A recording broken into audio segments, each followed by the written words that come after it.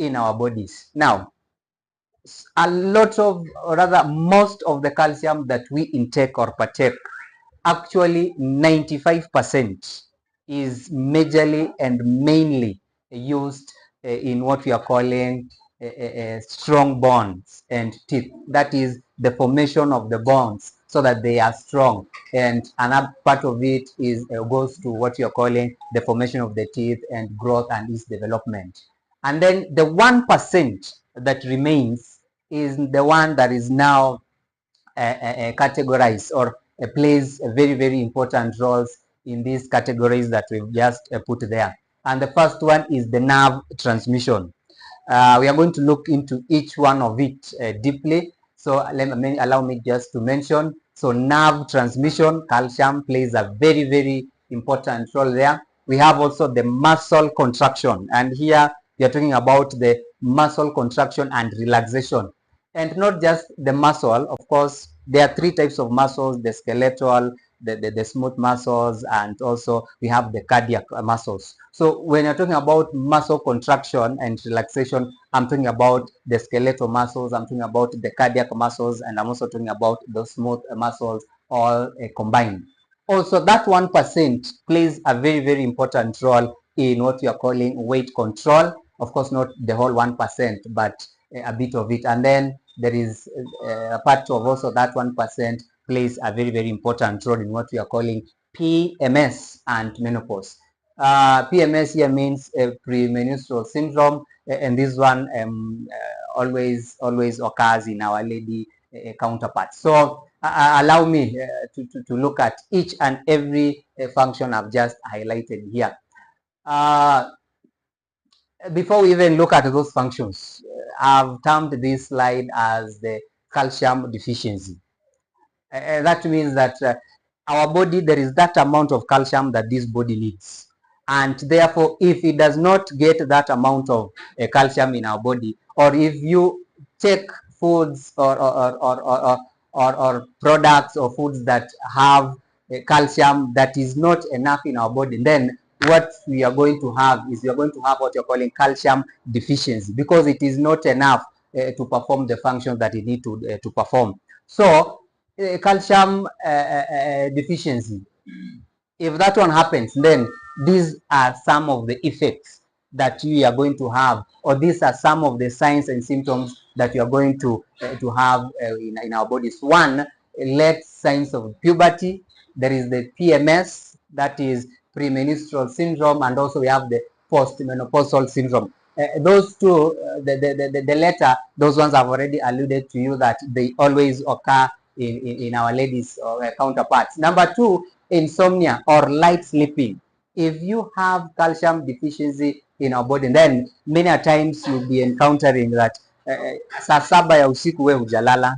You know, and that's a condition we are calling insomnia. Maybe you're just over the phone and browsing and what have you. So you jalala, insomnia, and then light sleeping. And if at all you sleep, then you will sleep at around 2 or 3 a.m. and then around 5 or 4 you're already awake. Light sleep. That is due to what you're calling, of course, other factors also come in with stress and depression, but calcium also plays a very, very key role there. We also have the muscle cramps, ache of the thighs. You're talking about the arms. You're feeling ache, also the underarms, of course, while moving around. Sometimes people, you find that someone is not that old, but just kupanda hizo stairs kutoka hapo juu, the first one, the second, unasikia anauma na thighs huku, and then huku, of course, when you're doing the movement, mwingine akimbia tu lap moja, then you realize that the arms and the muscles and feel pain. Calcium, calcium deficiency plays a very, very key role there. And then, of course, bones become brittle and are prone to fracture. When talking of they become brittle, they become weak. They become weak, and therefore they are vulnerable to fracture or breaking. So calcium deficiency in our body will have, you'll encounter those problems. And before we even look at those functions that I've just said, I want us to look at some of the foods that bring in the calcium deficiency in our body. And number one here, we are talking about the salty food. Salty foods, they play a major role in depleting the amount of calcium in our body. And there are so many there. If you just look at them, I just put this picture just so that you look at them. You're talking about cheese, ketchup, chips. Yeah, we are talking about even wine. Those foods that have a lot of salt, then they are going to play a very key role in depleting the amount of calcium that we need in our body. There is also, apart from the salt, sugar is also a culprit here.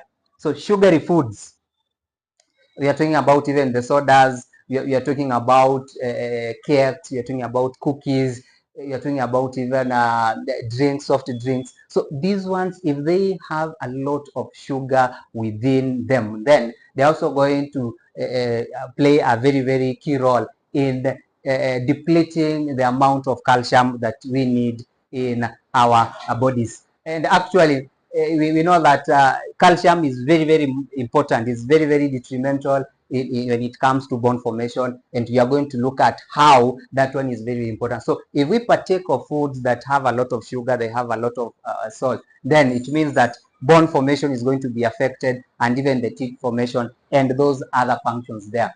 Uh, Before I look at the first function, which is osteoporosis, let me just add something here. Apart from the sugary foods, salty foods, alcoholism or alcohol also plays a very important role in making sure that you don't have enough calcium in our body. So actually, statistics says, or there is a research that was done, and it says that if you are partaking of alcohol, then what we are doing is you are going to have what you are calling the serum calcium. Serum calcium is that test when you take to just know the amount of calcium in our body. It is going to be very low, and therefore you are prone to diseases pertaining even the kidneys. We call it the kidney stones and what have you. So apart from these two, we have alcohol, and then we also have caffeine. They are not here, but we also have caffeine. If we take a lot of caffeine, then that caffeine is also going to play a very important key role in depleting the amount of calcium that our bodies need. So number one, how is calcium important? That 99% that is used in bone formation and teeth. How is it?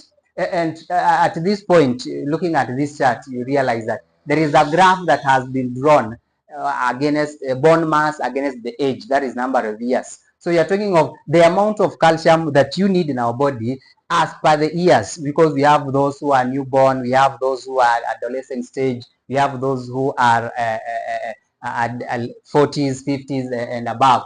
So here, according to this, you can realize that, of course, the bone absorption and also formation for both men and ladies, they are different.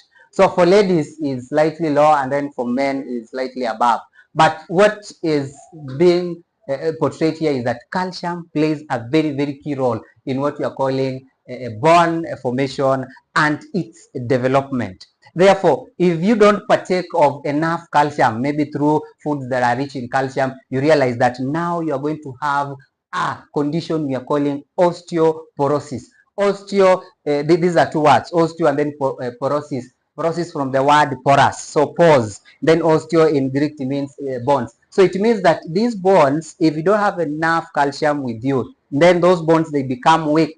And then with the time goes by, those bones, they start having pores, small holes on them, and therefore you realize that you'll be in a lot of pain, and that one is the condition we are calling osteoporosis. So calcium is going to play a very important role in preventing of what we are calling a condition we are calling osteoporosis. So that is number one. But just something here, the amount of calcium that we need, or actually it is the bone mass, that when between 0 up to around 40, the amount of bone formation, it means it requires a lot of calcium, because that is the time when bones are being formed. From 0 to 10, those are infants. They need a lot of calcium for their formation of their bones. They need a lot of calcium for the formation of their teeth as we go by. Then it reaches a point from 40 to 50, you realize that the bone mass is just around 1000, and then also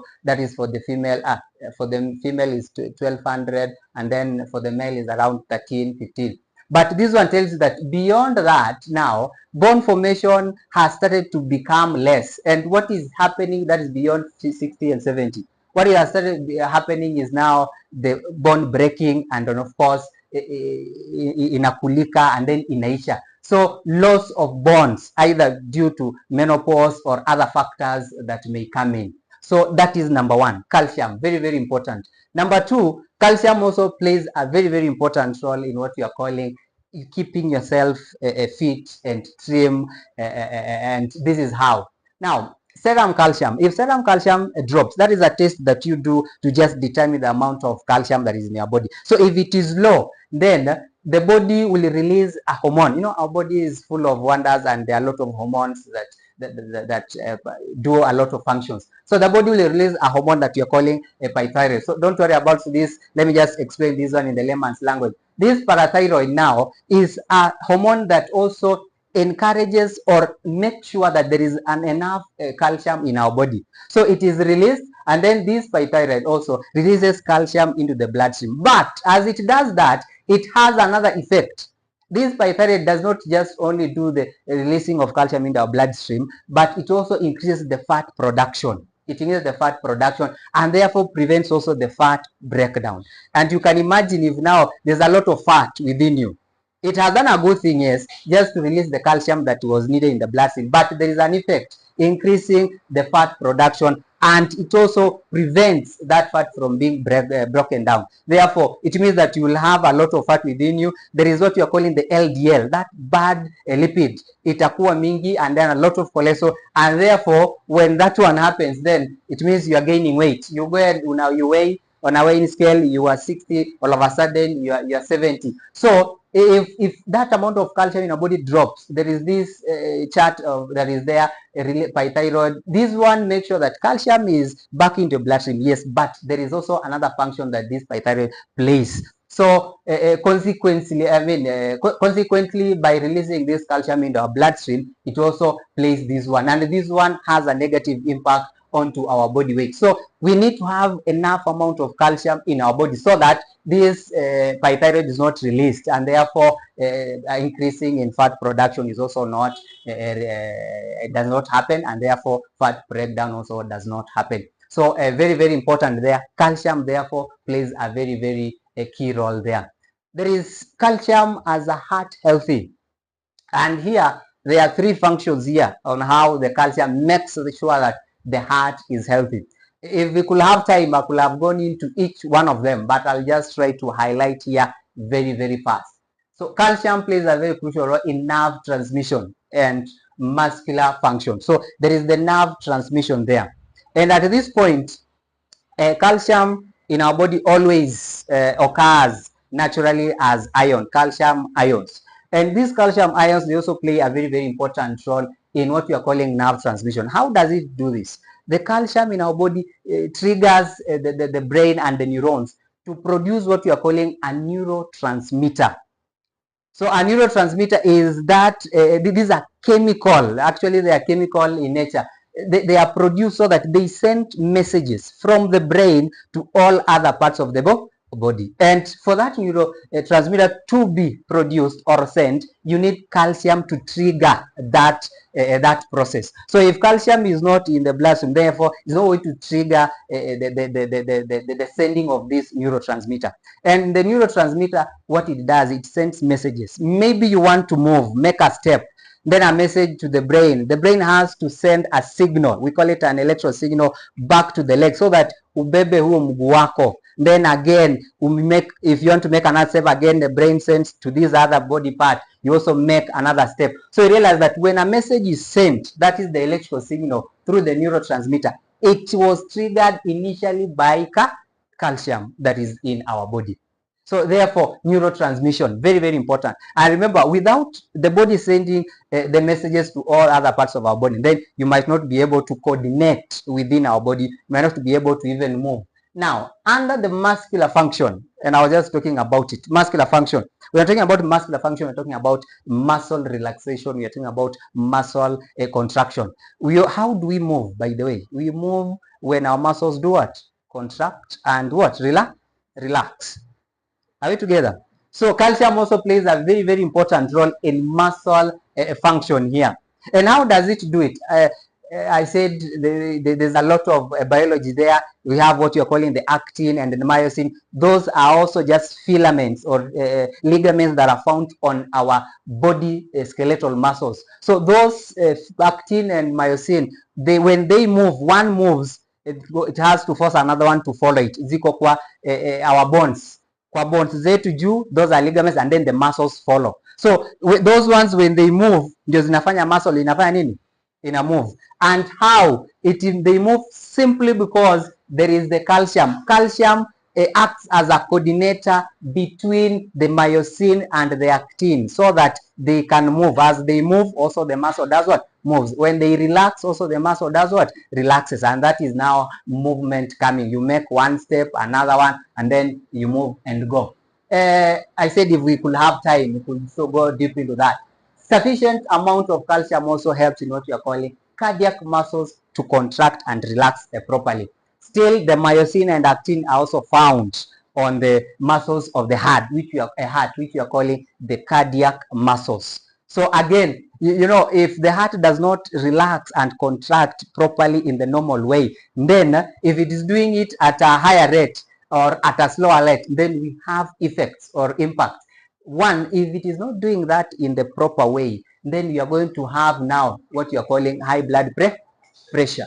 And this is when, if the serum drops, then body in a release what you are calling calcitrol. And this one is, it contracts the smooth muscles of the arteries. Of course, inside the heart, we have the arteries, we have the veins, and they need to be contracting and relaxing properly. So if that one does not happen, then we have a high risk of what? Blood pressure. Of course, among other factors that are there. And then also calcium, therefore, when it does that, it is helping in maintaining what you are calling normal blood pressure.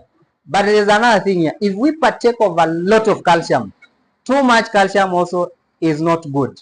Why?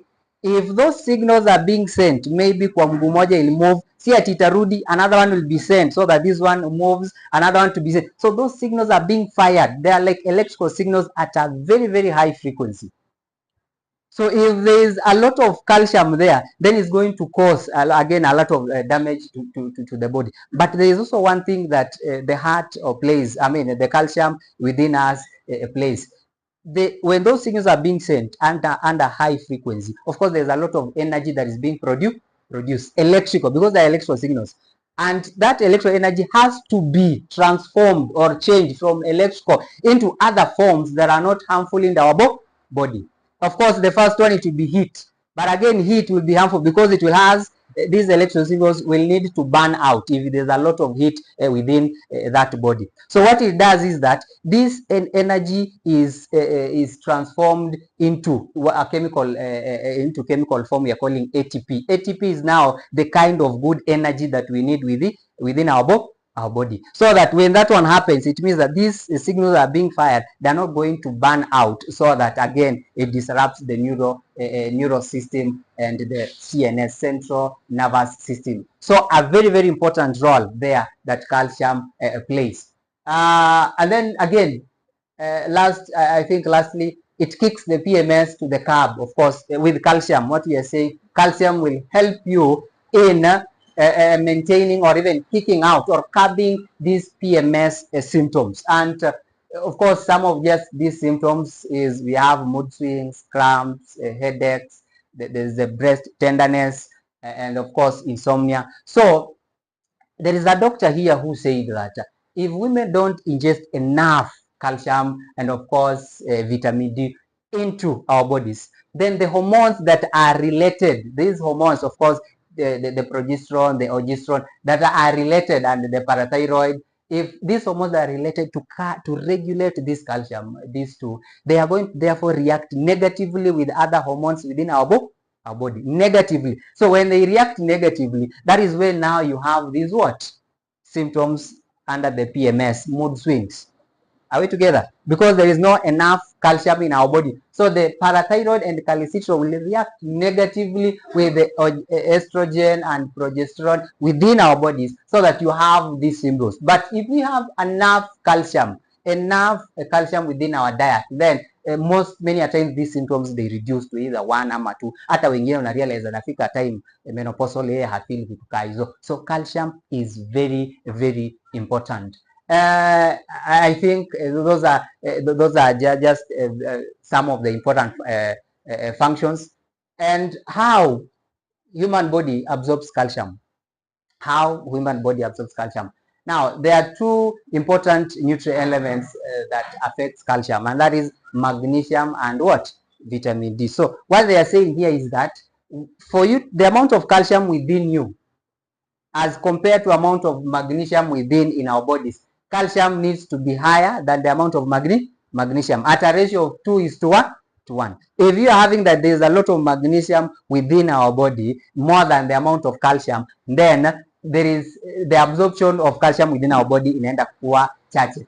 Actually, also research says that whenever when you're having magnesium and sodium, when sodium and magnesium are being flushed out within out of your body, what they do is they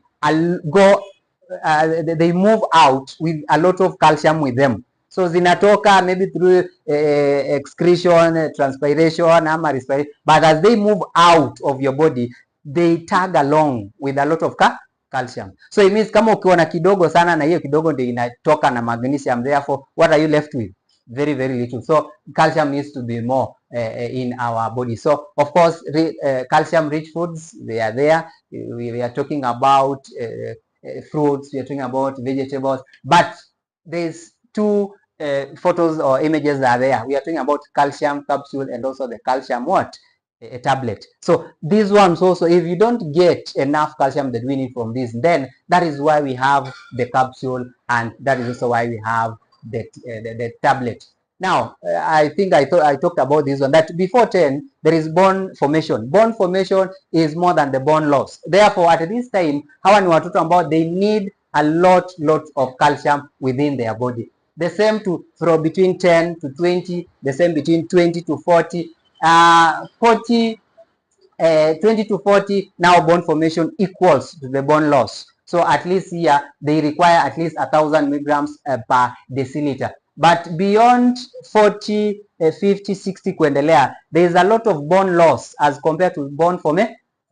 So the dosage here increases. And when you say the dosage, we are talking about the amount that you partake, the milligram. So you will not get the enough or sufficient amount of calcium from just the foods that we eat. Therefore, that's why we need this supplement here that we are having here. So beyond 40 kuendelea up to 70, a lot of bone loss is happening and less bone formation because of what you're calling osteoporosis and other factors, maybe medicinal factors. Therefore, the dosage here increases 1,200 milligrams per deciliter. I think it's just a continuation. But also, those who are pregnant or those who are breastfeeding also need more calcium, which is around 1,000 milligrams per deciliter, and also up to 1,300 milligrams per deciliter. Those who are pregnant are also breastfeeding. Okay, pregnant and breastfeeding adults, that is 1,000 milligrams. So you realize that depending at the age or the point where you are, you need different amounts of calcium within our body. If you are young, you don't need so much. But if you are older and breastfeeding, you need a lot of it so that it goes to counteract the bone loss within our bodies. So if people are at high risk of this, of calcium deficiency, looking at those functions, then those who are women after menopausal, people who are what we are calling lactose intolerant, those are breastfeeding, people who have eating disorders, maybe you want to maintain a certain diet, and vegetarians, also pregnant women, and then those who are adolescent. These are people who are at risk of calcium deficiency. And therefore, what are these health benefits? From the functions or from the very main important roles that calcium plays, and then we get these benefits. That one, promoting healthy bone and teeth.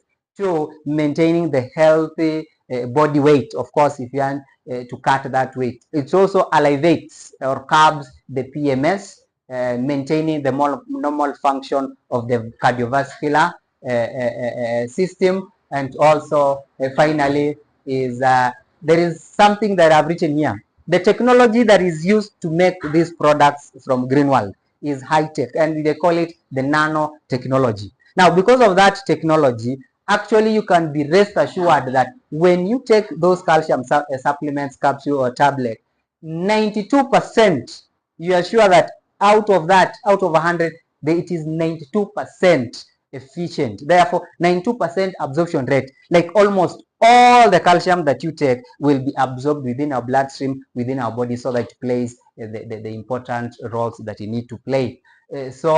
I think these are just recommended. Who are these? Again, we've seen adolescents, those who are breastfeeding, on diet, men after 70, vegetarians, women, post-menopausal women, and so on and so forth. Now, very, very important before I finish is this: precautions. What is it that you need to do and what is it that you need not to do? Of course, the dosage. Now, we have the calcium tablet. We also have the calcium capsule. For the calcium tablet, 2 tablets per day. Then capsules, 2 capsules per day. Now, here is just the dose.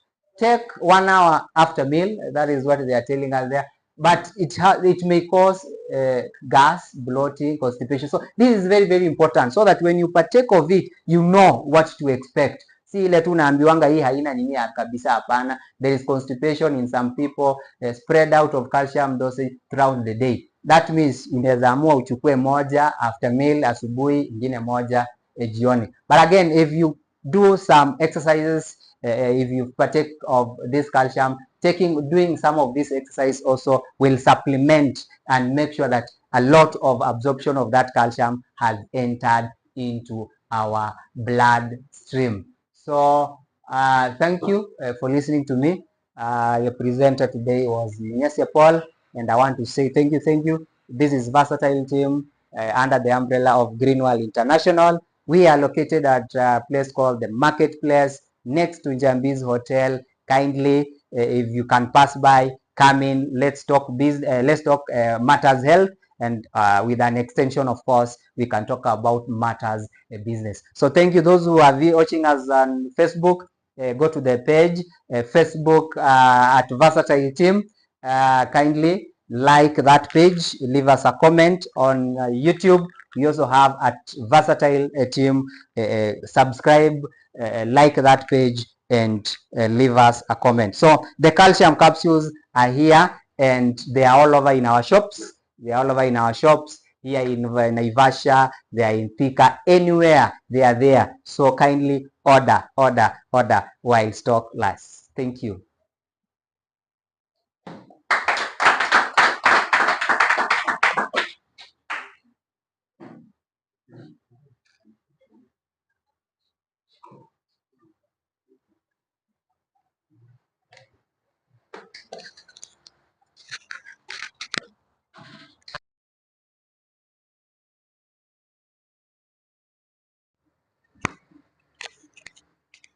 Maybe a question. Okay.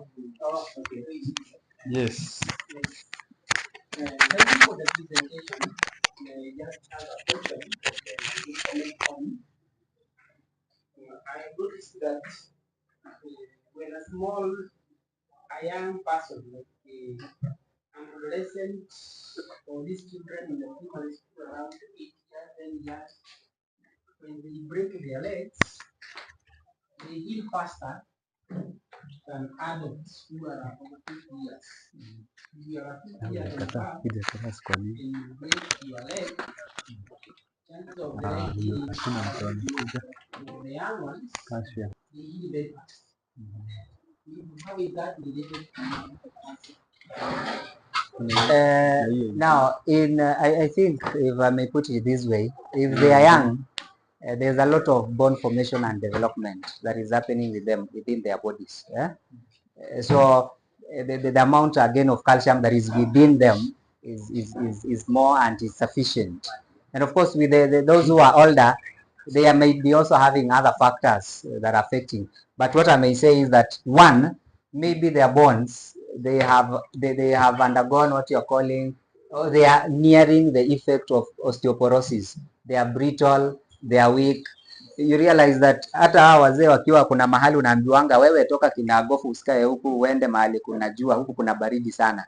And they tend to think that baridi ndio inaleta arthritis. Actually arthritis is an effect of hiyo baridi ama osteoporosis. Kwa sababu gani? Already pores zimeform kwa hizo bones, so ni baridi inaingia, and when that one happens they feel a lot of pain. So with that in the mind now, maybe along the way through walking through the work they have done, bones zimeanza zinakulana, and you realize wengine hata kwa hii patella hapa kwa magoti unaona kinaitwa synovial fluid, maybe imekulana imeisha, and with the time they have not been checking the amount of calcium that our foods rich in calcium, so imekulana. So ikishakulana ishe ni bone na bone zinagwaruzana. So unaona kitu kama hiyo tena ikivunjika, you realize that there will be a lot and a longer process ikuje heal as compared to how wenye unaona bones zao they are not even nearing osteoporosis because they have the right amount of calcium maybe within them, and therefore the bones does not have the pores and what have you. So unajua hii kuheal is a little bit faster than here wazee hizo pores unajua zinavujika, then they will have a process of ikuje iunganishe hizo bones, hizo pores pia zikuje ziunganike, so there's a lot of process involved there. I think that is maybe what triggers that, unless Bwana Mike also has something to add. Asante, tumu-appreciate vizuri. Nataka tumpe makofi matatu. Tutaenda 1 2 3 1 2 1. Sawa? Hiyo imeeleweka? Tuende. Asante sana Paul. Si tumesoma? Yes? Na tukianzia ilikuwa the topic was about calcium series. Kumaanisha ziko kadhaa. So tuko na hii the calcium capsules. Hii iko in terms of capsules ni 100. Ziko 100. Then tuko na ingine, tuko na calcium, compound calcium nutrient powder with blood sugar support. So hii ni ya wale watu ambao wako na blood sugar. Kwa nini? Kuja ujibu hipo, kwa nini kuna calcium ya blood sugar na hii calcium nyingine? Ni kwa sababu mostly ukipea mtu wa sukari hii calcium ya kawaida, sukari yake wewe inaenda juu. So hii kuna vile kampuni imetengeneza na ikaweka vitu tunaziita collagen peptides. Hizo zinasaidia ili sukari yake isiende juu, na iko in terms of sachets. Tunaruhusiwa kunini, bora tusikunywe. Ndio hii inakaa hivi. So ukipata mtu ambaye ako na shida ya diabetes, kwa nini mmeshtuka? Maka. Ukipata mtu ambaye ako na shida ya sukari, usimpe hii calcium. Itafanya sukari yake iende juu. Lakini unampea hii. So hii ilikuja specifically kwa wale watu wako na shida ya sukari, lakini wanahitaji, mwili wao unahitaji calcium. Sio, imeeleweka? Then umeuliza story ya watoto. Hii and siku hizi napenda kuwa practical. Sipendi kucomplicate maneno. Unajua hii unasikia vile iko. So hii watoto wadogo hawezi kumeza. Wewe inakwama hapa. Mtoto anashindwa kumeza. Especially kama ni katoto kadogo hakawezi kumeza. Na tumeona watoto wanahitaji calcium. So kuna calcium ya watoto. Compound calcium for children. Hii ni ya watoto. Na watoto ni kumaanisha mtoto hii iko in sachet form bado. So unachukua maji kikombe moja, maji warm, unakoroga, unapea mtoto.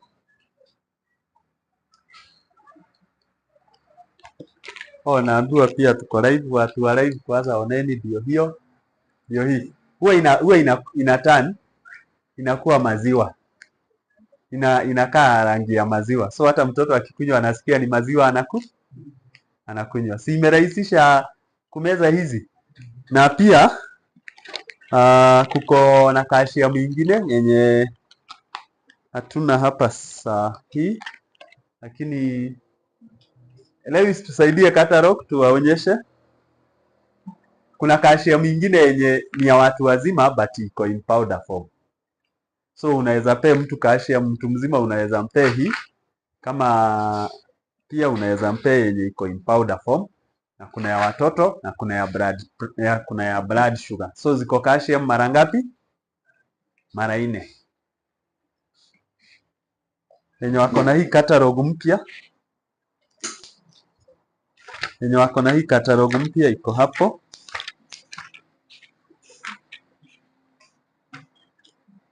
Ndio hii online, oneni hapo, ndio hii inakaa green.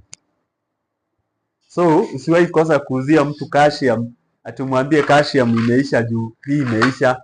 Pia kukiwa na hii iko sawa na absorption rate pia iko juu. So unaona ziko hapa the 3 of them. Kuna hii compound calcium nutrient, hii kitu nayo nakumu, compound calcium nutrient powder. So the difference is between this one is in tablet form and the other one is in powder. Kwa pamoja. Then kuna hii compound calcium for people with blood sugar, tumeiona. Then compound calcium nutrient for children. Sio iko sawa? So kuna calcium mara 4, ndio maana inaitwa the calcium series, kwa sababu ziko mara 4. Hapo tuko sawa? Tumesoma ama hatujasoma? Mimi nimesoma sana. Sijui kama wewe umesoma pia. Umesoma? Sasa unaweza uza calcium.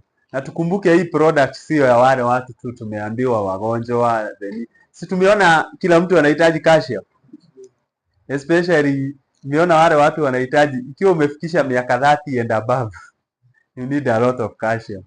Kama wewe ni adolescent, you need a lot of calcium. Kama wewe ni mjamzito, you need a lot of calcium. Kama unanyonyesha, if you are a man above 70, wale ladies wamefika menopause, so hakuna stage mahali ati mtu anahitaji calcium. Na pia footballers, juu ya kuna kitu wewe inashika mtu hapa. Sijui kama watu wenye huwa anaona ball ikikushika inabidi unatolewa nje, si ndio? Hauwezi cheza tena. So for muscles, kuna watu wana complain wanaumwa sana na muscles, pia calcium ni hiyo kazi. See, that is a wonder product. Si tushukuru Greenworld juu ya kutuletea such a wonderful product. So asante. So we shall have this training every Saturday kuanzia saa 4. So tutakuwa na mara 2. Tutakuwa from Saturday from 10 to 11 tunafunza distributors. Tuko pamoja? Then tunakuwa na break ya 30 minutes. Hiyo ni ya kupigia wale watu unataka wasome biashara. Kwa sababu siri ya hii biashara ni training. Leo unasoma calcium. Hiyo siku nyingine unakuja unasoma compound maru. Siku nyingine unasema, kwa mfano kama nitakula kanyama. Kwa mfano kuna hii product inaitwa NMN. Ni wangapi wameuza hii product? Hebu tupigie shosh makofi. This product ukiuzia mtu ambaye sio distributor unauza 22,050 shillings. So ili uconvince mtu anunue hii, si lazima uko na a lot of information about this product. Na hiyo information utatoa wapi? Kwa trainings, si ndio? Kwa sababu catalog itakuwa imekupea 2 or 3 details. So product kama hii tunafunza pia tunafunza mambo mengi ya distributor for empowerment pia. Na for the distributors ambao maybe hawajakuwa kwa muda, this product inaitwa olive soap imekuwa out of stock kutoka around December hapo. So hii product ni yako. Ni ya nani? Kama hauna sabuni kwako, usijaribu kuuzia mtu mwingine sabuni. Kwa sababu huwa tunasema you join, then you do what? You use, then you. Kama hukujua hakukuwa na hii na imerudi. So before uelezee mwenzako kuhusu uzuri wa hii sabuni. So kila mtu make sure amebeba nini? Sabuni na haiko na toothpaste. Sabuni na toothpaste hiyo lazima kila mtu akuwe anafanya nini? Anatumia, si ndio? Na uzuri wa Greenworld tunajua kama umefika 3 star and above ukioga na sabuni unafanya nini? Unaoga mwili yako lakini unafanya nini? Una brush meno lakini unafanya nini? Unalipwa. So to make sure kila mtu amebeba hii. So thank you very much. Asante sana kwa kila mmoja wetu ambaye amehudhuria. Ndio hii toothpaste, na uzuri wa hii toothpaste, the good thing I love about this toothpaste ni toothpaste na toothbrush. So hakuna, unajua shida nyingi za meno zinaletwa na zile toothbrush tunatumia. Unanunua dawa ya 700 lakini unaenda unanunua hii ya 20. Si hiyo hesabu hata inaingiana kweli? So ukiguza the texture, it's very very soft. So unaweza brush wewe, unaweza pia pe mtoto wa brush nayo, na uzuri wake ni 100% natural na hautasikia shida zingine za meno. Sio iko sawa? So next week kila mtu ambaye ameattend leo make sure pia next week amefanya nini, na tujaribu kukeep nini time, si ndio? So asanti sana, naomba tusimame sasa, tushukuru Mwenyezi Mungu. Hata si ni vizuri kushukuru?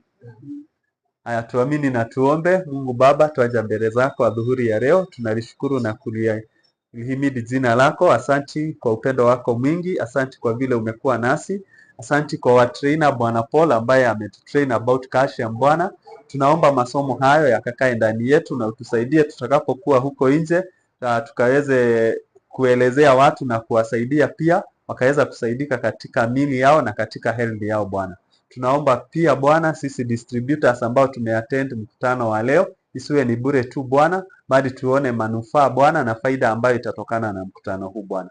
Hata mkutano ujao Bwana, tunaomba tufanikiwe, tunaomba distributors na pia wageni wakaweze kuja kwa wingi Bwana, na tunaomba success Bwana, na tunaomba Bwana ya kwamba hii biashara itakuwa ya manufaa katika maisha yetu. Tunaomba hayo tukiamini umeyasikia. Amina. Asanti, mbarikiwe sana. So this training unaweza ipata